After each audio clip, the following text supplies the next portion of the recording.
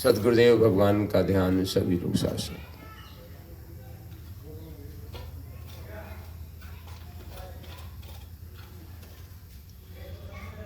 ओम हरि ओम। ओम वंदे भगवतीं देवीं श्रीरामं च जगद्गुरुं पादपद्मे तयोः श्रित्वा प्रणमामि मुहुर्मुहुः। प्रणमामि मुहुर्मुहुः। ॐ यथा सूर्यस्य कान्तिस्तु श्रीरामे विद्यते ह्यः सर्वशक्तिस्वरूपाय देव्यै भगवत्यै नमः। देव्यै भगवत्यै नमः। ॐ अखण्डमण्डलाकारं व्याप्तं येन चराचरं तत्पदं दर्शितं येन तस्मै श्रीगुरुवे नमः। मातृवक्त्रलालित्री च पितृवर्तमार्गदर्शिका नमोऽस्तु गुरुसत्तायै श्रद्धा प्रज्ञायुता च या। ॐ श्रीगुरुवे नमः। आवाहयामि स्थापयामि ध्यायामि।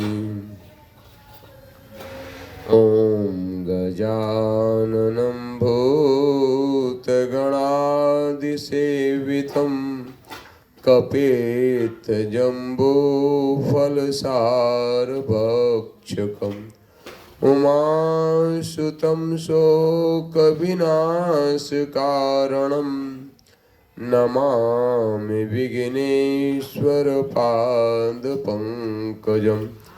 नमामि विघ्नेश्वरपादपङ्कजम्। ॐ सिद्धबुद्धिसहिताय श्रीमन्महागणाधिपतये नमो नमः। ॐ वन्दे देवमुमापतिं सुरगुरुं वन्दे जगत्कारणं वन्दे पद्मभूषणं मृगधरं वन्दे पशूनां पतिं वन्दे सूर्यशशाङ्कवहिनयनं वन्दे मुकुन्दप्रियं वन्दे भक्तजनाश्रयं च वरदं वन्दे शिवं शङ्करं वन्दे शिवं शङ्करं। बोलो उमा महेश्वराभ्याम नमो नमः। तो आइए आज के इस कार्तिक महोत्सव जो माहेश्वर धाम, लोटस गार्डन और युगल बिहारी जी के श्री चरणों में मनाया जा रहा है। व्यक्तिगत रूप से हमारे मन में तो बहुत उल्लास है और उत्साह है। आप पूछेंगे इसका कारण, तो इसका एकमात्र कारण है कि इस भाग दौड़ की ज़िंदगी से कार्तिक मास जो है इस श्री वृंदावन धाम में रहने का सुअवसर प्राप्त हो रहा है। क्योंकि यह हमारा बहुत पुराना संकल्प है, जो हम बरसाने धाम में साधना कर रहे थे और साधना पूर्ण हुआ और सेवा कार्य के लिए सद्गुरुदेव भगवान का आदेश हुआ कि अब साधना पूर्ण हुआ, आपको यहाँ से निकल के बाहर सेवा करनी। सेवा क्या करनी है? तो सेवा का एकमात्र उद्देश्य है, बरसाना में भी और जब्दी भी, हिमालय में भी, और आज तो 24 घंटे अनवरत हमारा मन इतना आह्लादित, इतना आनंदित रहता है कि मैं उस आह्लाद और आनंद की कोई आपको बता नहीं सकता।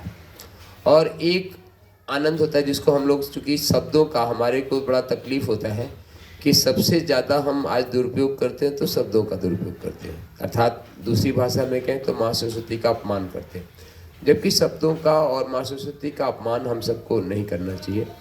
हमें इसको बहुत ही गंभीरता से लेना चाहिए।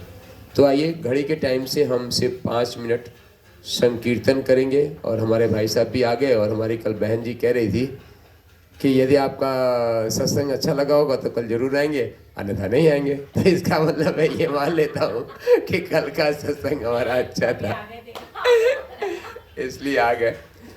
तो समय के अनुशासन की मर्यादा का पालन करते हुए, क्या होगा? नहीं बहुत ही सुंदर, नहीं ये बात, ये टेस्ट सही है, हाँ बहुत ही सुंदर। थोड़ा सा इसको अलग हटा दे ताकि आपकी तरफ हाँ थोड़ा सा, भी तरफ कर देता हूं। नहीं इधर कर दीजिए, क्योंकि उधर, क्योंकि वैसे मैंने आज मक्खी भगाने वाला अगरबत्ती पहले लगा दिया है और 99% मक्खी भग चुकी है, 2-4 थोड़ी सी, हाँ बस ठीक है। तो 5 मिनट सिर्फ संकीर्तन करेंगे महामंत्र का।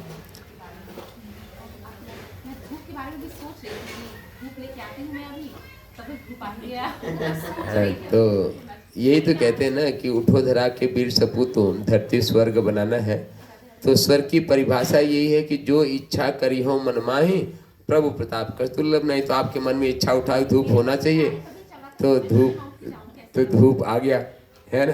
तो आप, यही स्वर्ग की परिभाषा है। तो ये आप स्वर्ग में बैठे हो, ऐसी कल्पना करो, और भगवान नाम का जप हम लोग प्रारंभ करते हैं। राधे कृष्णा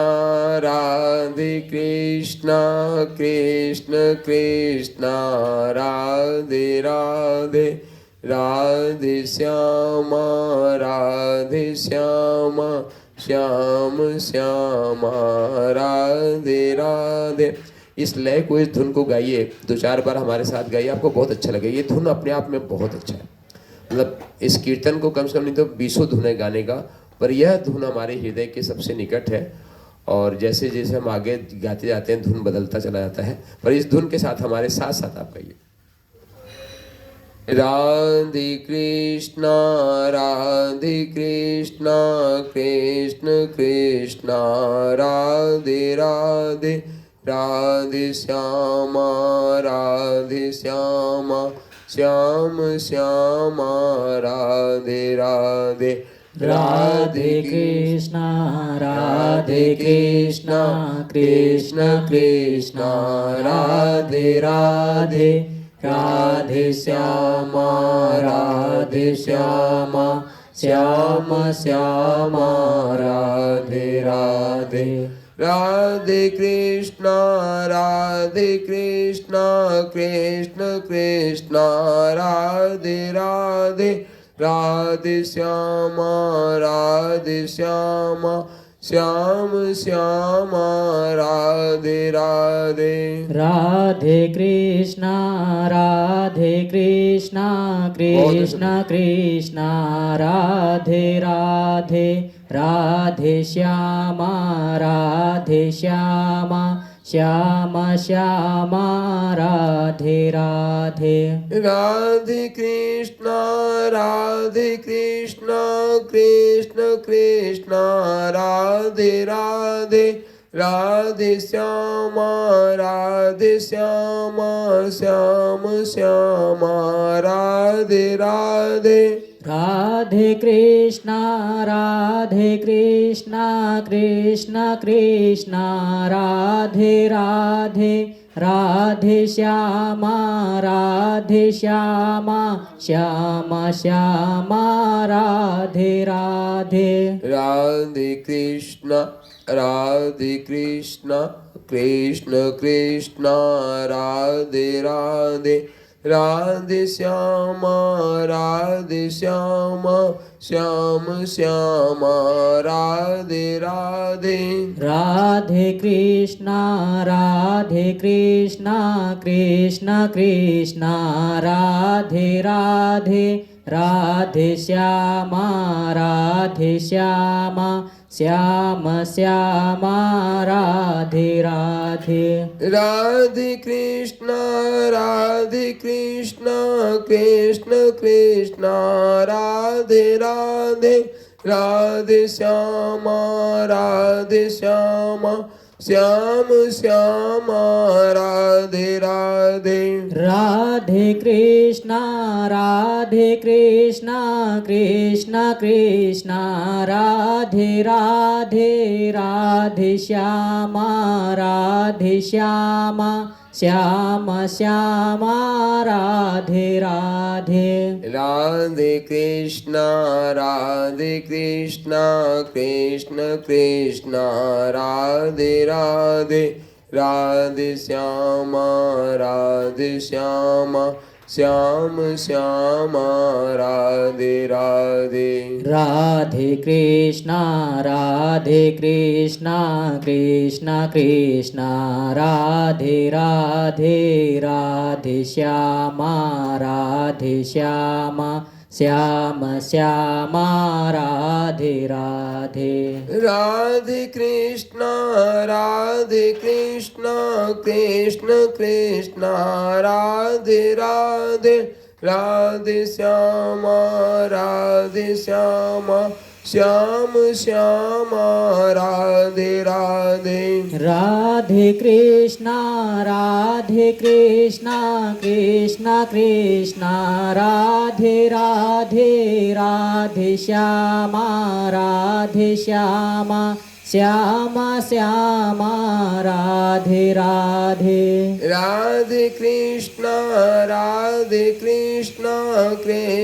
कृष्ण राधे राधे राधे श्यामा श्याम श्याम राधे राधे राधे कृष्ण कृष्ण कृष्ण राधे राधे राधे श्यामा श्याम श्यामा राधे राधे राधे कृष्ण कृष्ण कृष्ण राधे राधे राधे श्यामा श्याम श्याम राधे राधे राधे कृष्ण कृष्ण कृष्ण राधे राधे राधे श्यामा श्याम श्यामा राधे राधे राधे कृष्ण कृष्ण कृष्ण राधे राधे राधे श्यामा श्याम श्याम राधे राधे राधे कृष्ण कृष्ण कृष्ण राधे राधे राधे श्यामा श्याम श्यामा राधे राधे राधे कृष्ण कृष्ण कृष्ण राधे राधे राधे श्यामा श्याम श्याम राधे राधे राधे कृष्ण कृष्ण कृष्ण राधे राधे राधे श्यामा श्याम श्यामा राधे राधे राधे कृष्ण कृष्ण कृष्ण राधे राधे राधे श्यामा श्याम श्याम राधे राधे राधे कृष्ण कृष्ण कृष्ण राधे राधे राधे श्यामा श्याम श्यामा राधे राधे राधे कृष्ण कृष्ण कृष्ण राधे राधे राधे श्यामा राधे श्यामा श्याम श्यामा राधे राधे। बोलो राधा रानी सरकार की जय हो, नंद के लाला की जय हो, वृंदावन धाम की जय हो, बाके बिहारी लाल की जय हो, राधा वल्लभ सरकार की जय हो, राधा रमण सरकार की जय हो। जय जय श्री राधे श्याम, जय जय श्री राधे कृष्ण, जय जय श्री राधा माधव। तो कार्तिक महोत्सव के इस पावन अष्टमी के दिन आप सभी का हार्दिक अभिनंदन है, हार्दिक स्वागत है। तो आप सभी जानते हैं कि इस पूरे महोत्सव के इस सत्संग श्रृंखला को हमने 2-3 भागों में बांटा है। एक तो हम प्रतिदिन किसी न किसी भक्त चरित्र का चिंतन करते हैं, और जब हम भक्त चरित्र का चिंतन करते हैं तो भगवान भी बहुत खुश होते हैं, क्योंकि भगवान के जब अपनों जनों की हम चर्चा करते हैं तो भगवान को लगता कि हाँ, उनको प्रसन्नता आती, आनंद आती है। और कल हमने पूरी एक कथा भी सुनाई थी कि भक्त चरित्र के सबसे बड़े श्रोता हमारे श्री युगल बिहारी ठाकुर जी ही हैं, बहुत मन से सुनते हैं। और गोविंद देव जी जयपुर की कथा पूरा हमने कल आपको श्रवण कराया था। और दूसरा है कि कार्तिक चल रहा है, कार्तिक महीने का, कार्तिक मास का अपने आप में बहुत महत्वपूर्ण है, और ब्रज में तो इसका बहुत महत्व है।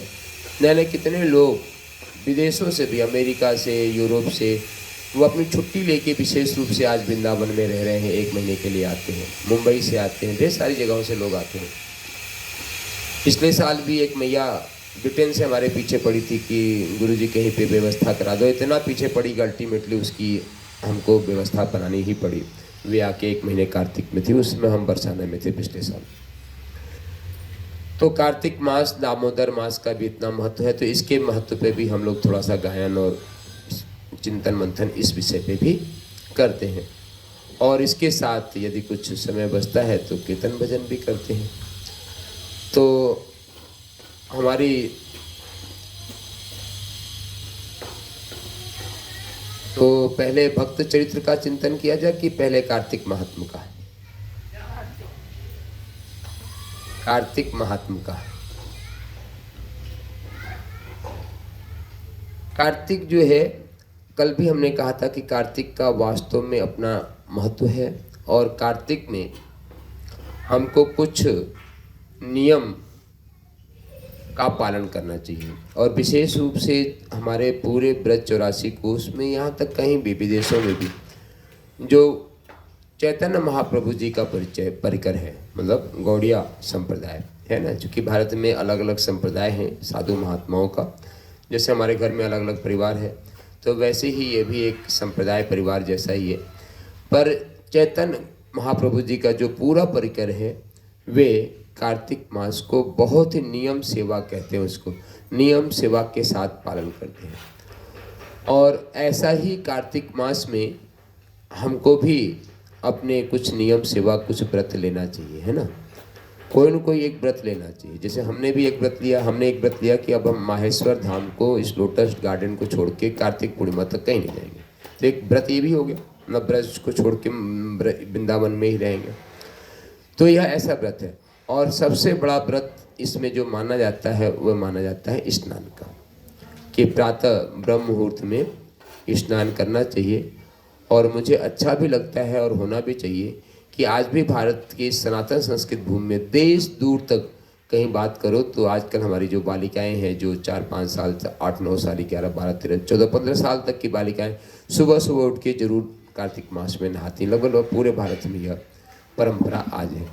तो स्नान का बहुत बड़ा महत्व है, क्योंकि हमारी अपनी आदत है कि हम किसी जब आध्यात्मिक क्रियाकलाप का चिंतन मंथन करते हैं तो उसका आधुनिक परिप्रेक्ष्य क्या है कि हमारे ऋषियों ने इन विधान को क्यों दिया।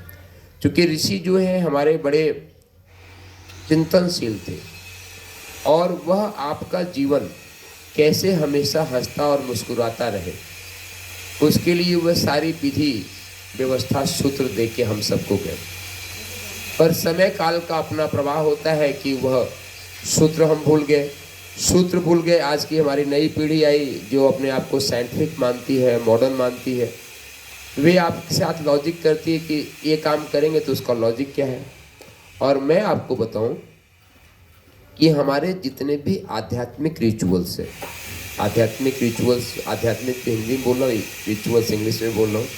रिचुअल्स मतलब जो क्रियाकलाप है, आध्यात्मिक जितने भी स्पिरिचुअल रिचुअल्स जो है, वे एक एक के पीछे इतना गूढ़ विज्ञान है जो कि ढेर सारा चिंतन मंथन करने के बाद हर छोटी से छोटी क्रिया का चिंतन मंथन करने को हमें को मिला कि बहुत महत्वपूर्ण है और उसका पूरा साइंटिफिक इफेक्ट है।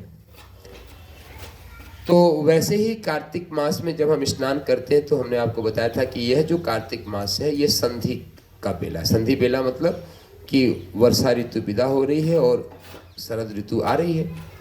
और आपने कल भी हमने ये बात कही थी, कुछ बातें रोज रिपीट करनी पड़ती है कि इस महीने में सबसे ज़्यादा लोग बीमार होते हैं। क्यों? क्योंकि लापरवाही करते हैं, शरीर में भी एक परिवर्तन आता है, वातावरण में परिवर्तन आता है, तो उस परिवर्तन, उस संक्रमण काल में हमारे को हो जाता है। तो यदि इस संक्रमण काल में हम नियम के साथ, संयम के साथ, सावधानी पूर्वक रहते हैं तो हम बीमार कम पड़ते हैं। और आयुर्वेद का एक सिद्धांत है, हेयम दुखम अनागतम। ये आयुर्वेद का बहुत महत्वपूर्ण सिद्धांत है, महर्षि पतंजलि योग सूत्र में भी है। हेयम दुखम अनागतम सूत्र का जो भाव है कि आप बीमार पड़े और उसके बाद डॉक्टर के यहाँ जाएं, दवाइयाँ लाएं, ये आयुर्वेद और योग नहीं कहता है। योग कहता है कि हेयम दुखम अनागतम, मतलब दुख आए उससे पहले उसको भाप लो और उसको दूर करो।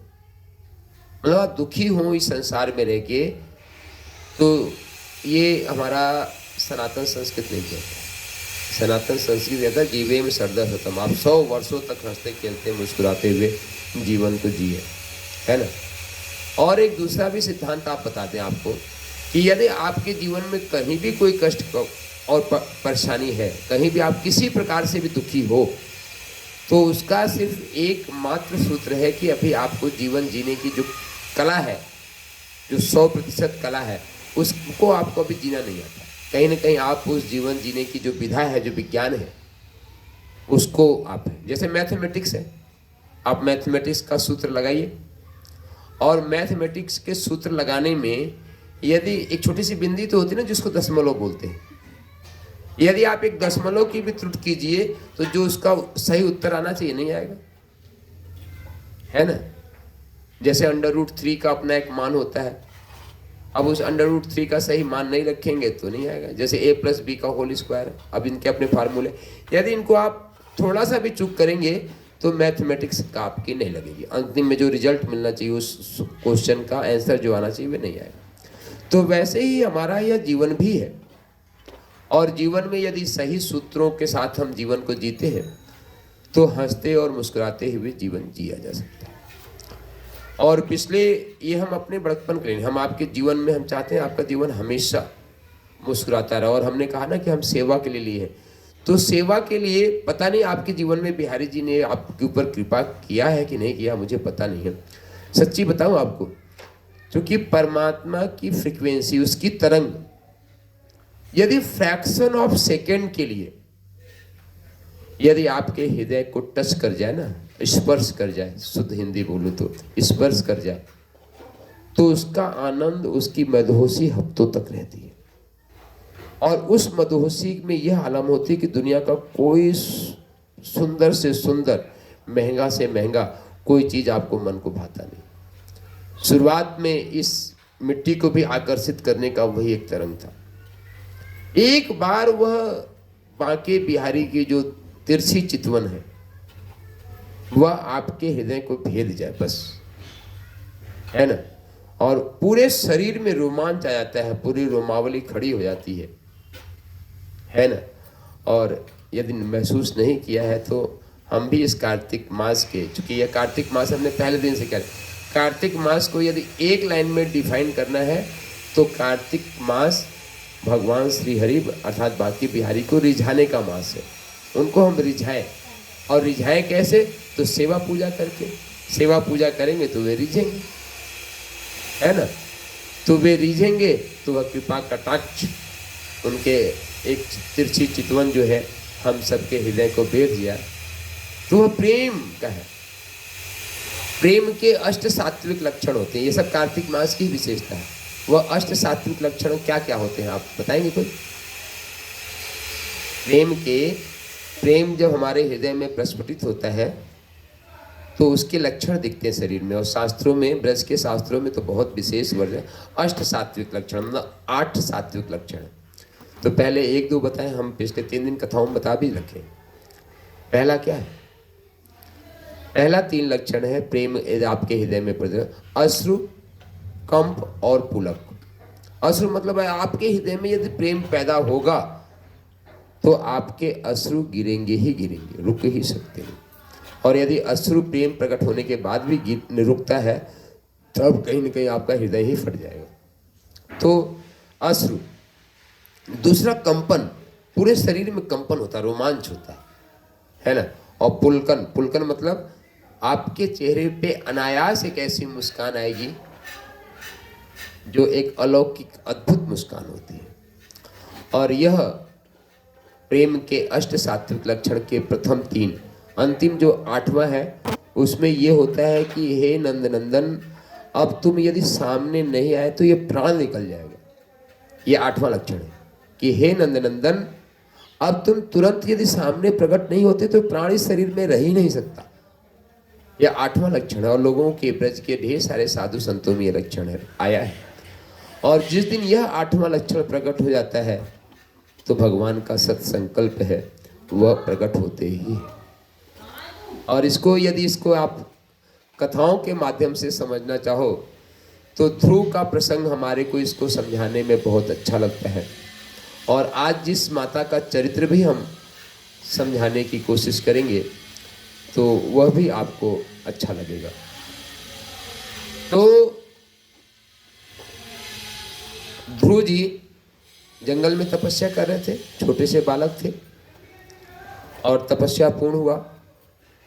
भगवान श्री हरि सुदर्शन लेके ध्रुव के सामने हैं, पर ध्रुव भगवान की छवि को जो है अपने अंदर ही देख रहे थे।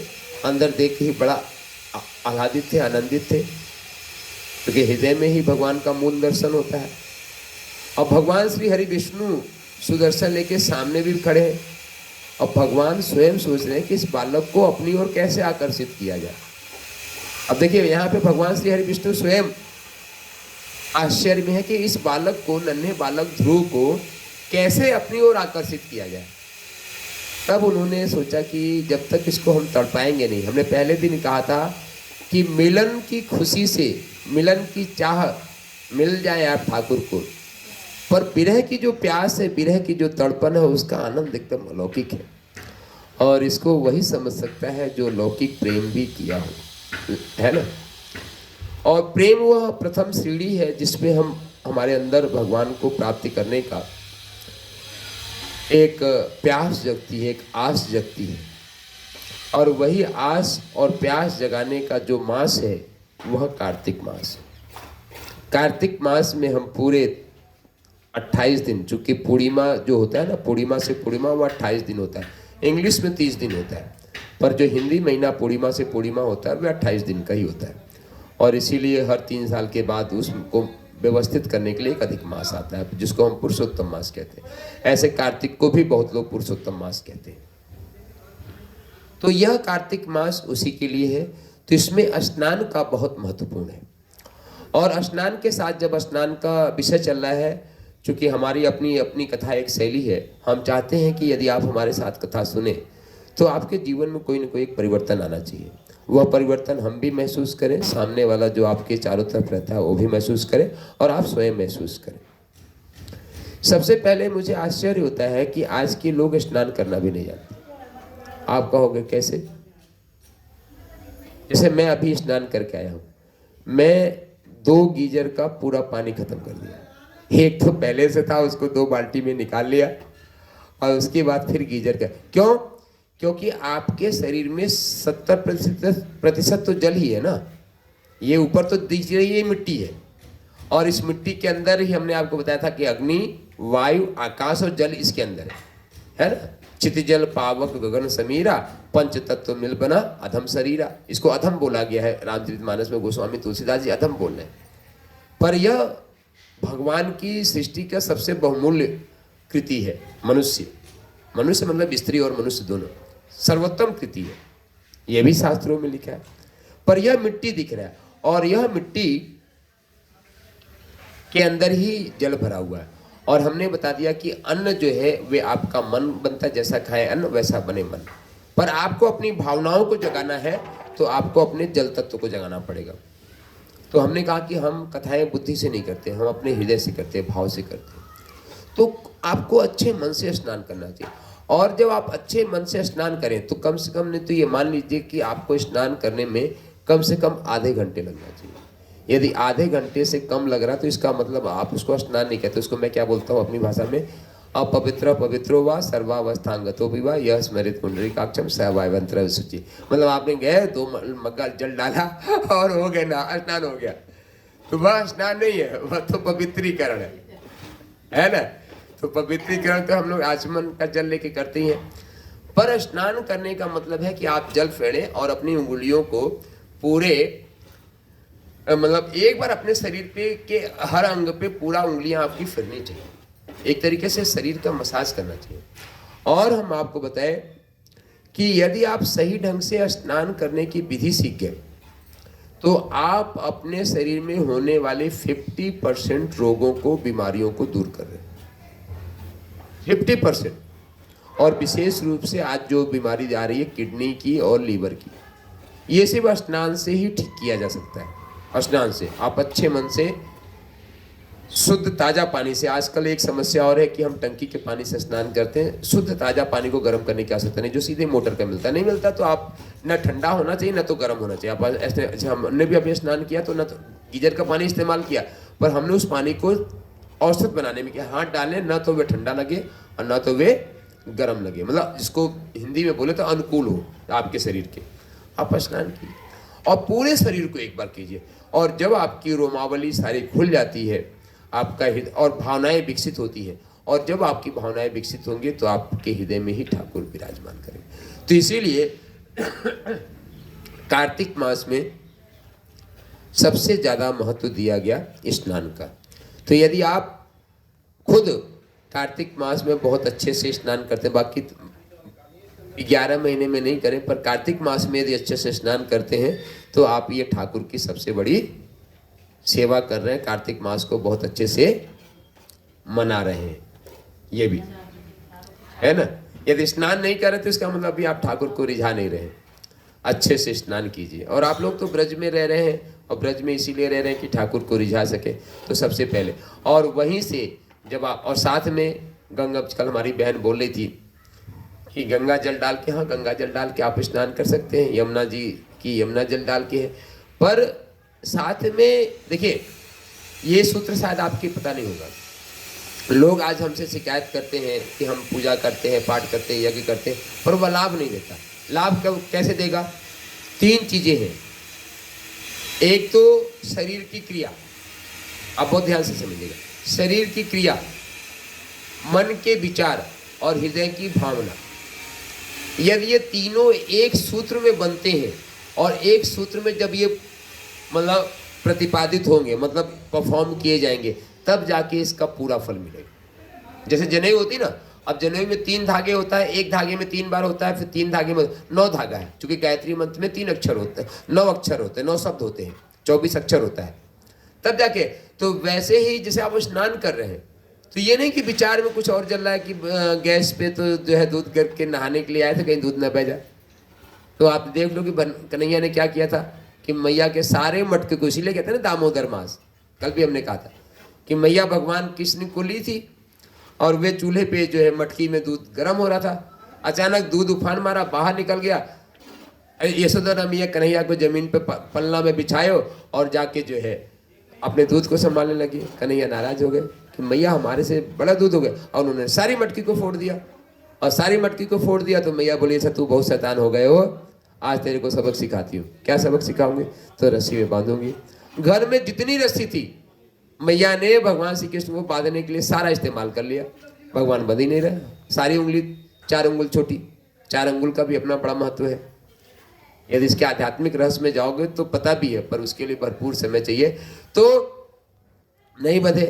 अंत में भगवान ने सोचा कि ये तो हमारी मैया है, एक तो माता होने की मर्यादा है, और नहीं बंधे तो बड़ा गड़बड़ हो जाएगा।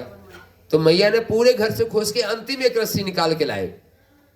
सारे घर की रस्सी चुक चुकी थी, और जब अंतिम रस्सी लाए तो भगवान ने सोचा कि मैया की मर्यादा का पालन करना पड़ेगा, आखिर है तो हमारी मैया, तो इस बार बंध जाते हैं। तो अंतिम जब मैया रस्सी लाई तो उसमें भगवान बंध गए। तो इससे ये भी होता है कि जो वात्सल्य है, वात्सल्य में भगवान बंध भी जाते हैं, पर वह वात्सल्य हमारे अंदर प्रकट हो, यही मेरी प्रार्थना इस कार्तिक मास में भगवान का है। तो वह वात्सल्य हमारे हृदय में प्रकट हो, वह सखा भाव हमारे हृदय में प्रकट हो, वह सखी भाव हमारे हृदय में प्रकट हो। इन भावों को प्रकट करने का जो मास है वह है कार्तिक मास नियम सेवा। तो सबसे पहले स्नान करें। स्नान करने के बाद भगवान श्री ठाकुर का सुंदर, यदि आपके पास लड्डू गोपाल जी हैं, सुंदर उनका भाव के साथ उनको अभिषेक कराएं। अभिषेक करने के बाद भी होता है कि कई अलग अलग पदार्थों के साथ, मतलब पहले जल के साथ, उसके बाद दही के साथ, उसके बाद शहद के साथ, उसके बाद बूरे के बाद, इस प्रकार विभिन्न प्रकार से स्नान कराते हैं। 16 प्रकार के तो स्नान ही शास्त्रों में बताए गए हैं। और उसके बाद भगवान को सुंदर वस्त्र आदि पहना के और उनकी आरती पूजा कार्तिक में विशेष रूप से की जाती है। और सायंकालीन दीपदान का भी बहुत महत्वपूर्ण है, चूँकि हमारी जो है ना कि हम अपने मस्तिष्क पे नहीं जाते। और आज हमने कार्तिक मास की है एक बहुत ही सुंदर कथा सत्यभामा का है। सत्यभामा को तो आप सभी लोग जानती ही होंगी। क्या जानती है? ऋचा दीदी बीच में जो बैठी, आप ही बताएं थोड़ा सा सत्यभामा जी के बारे में क्या जानती हैं?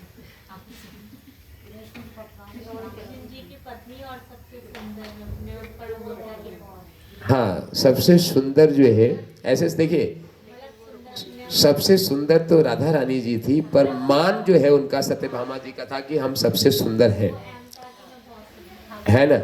और चूंकि भगवान श्री कृष्ण की ऐसी एक लीला है कि जो व्यक्ति जो भाव रखता है उसकी भाव की पूर्ति भी करते हैं। तो भगवान श्री कृष्ण भी यही कहते थे कि सत्यभामा तुम हमारे से ज़्यादा प्रिय कोई और नहीं तुमसे, है ना।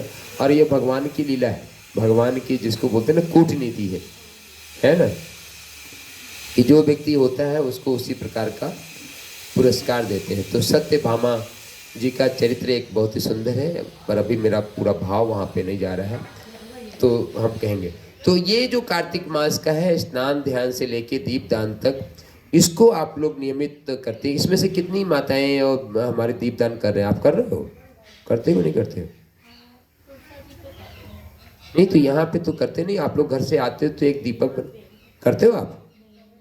दीपदान कम से कम यदि हम नदियों में नहीं कर सकते हैं तो तुलसा महारानी के पास भी जरूर करो। और कम से कम 2, जैसे यहाँ पे दोनों तरफ दीप है, तो तुलसा महारानी पे आप दीपक जरूर जलाओ। हम कल ये शाम को जब यहाँ से कथा करके निकले तो मेरे मन में आया कि माता जी लोग तो करती हैं, और पर यहाँ पे हमारे को एक दीपक नहीं दिखता है ना। और नहीं तो हम राजेश से कह के इकट्ठा एक बोरे भर दीपक बना देते हैं। हाँ, और एकादशी को हम एक बहुत अच्छा दीप यज्ञ भी करते हैं। हमको नहीं लगता कि वैसा दीप यज्ञ आप लोगों ने कभी देखा होगा। उसमें हम दीपक से स्वास्तिक बनाते हैं दीपों में, और 40-45 मिनट का हमारा एक बहुत ही बढ़िया कर्मकांड है। और मैं अपने भागवत की पूर्णाहुति उसी दीप यज्ञ के साथ करता हूँ। उसका नाम ही है दीप यज्ञ। बहुत ही सुंदर कर्मकांड होता है। तो आप हमारे को परमिशन दोगे, आज्ञा दोगे तो एक दिन उसका भी आनंद लेंगे, है ना, दीप यज्ञ का। तो पर यह है कि दीपदान तो आज से ही आप लोग शुरू करो। और बोलते हैं राजेश जी को इकट्ठा ला के दे देंगे, आप उसमें दीपक बांट लेना सब लोग, है ना। तो इसी के साथ में इस सत्संग के क्रम को पूरा करेंगे। और अगला जो हमारा संस्करण है वे हम कर्मठी बाई का एक बहुत ही सुंदर चरित्र है उसको श्रवण करेंगे। और कर्मठी बाई के चरित्र के बाद यदि हमारा भाव गया तो सत्यभामा का जो चरित्र हमारे चिंतन मंथन में है, हमारी बहन का कार्तिक मास की कथा सुनने का ही मन है, तो हम उसको सुनाएंगे। क्योंकि अभी हमारा चित्त जो है कर्मठी बाई के, चूँकि बहुत ही सुंदर चरित्र है और जहाँ तक मैं समझता हूँ कि आप लोगों ने नहीं सुना होगा, या हो सकता है कि सुन भी रखा हो, क्योंकि कुछ संत उसका गायन यहाँ पे करते हैं। तो बोलो राधा रानी सरकार की जय, लाडली सरकार की जय। तो 3-4 मिनट संकीर्तन कर ले, ताकि भाव भी बन जाए और मन भी कर्मठी बाई के चरित्र को चुनने के लिए हमारा आतुर हो जाए।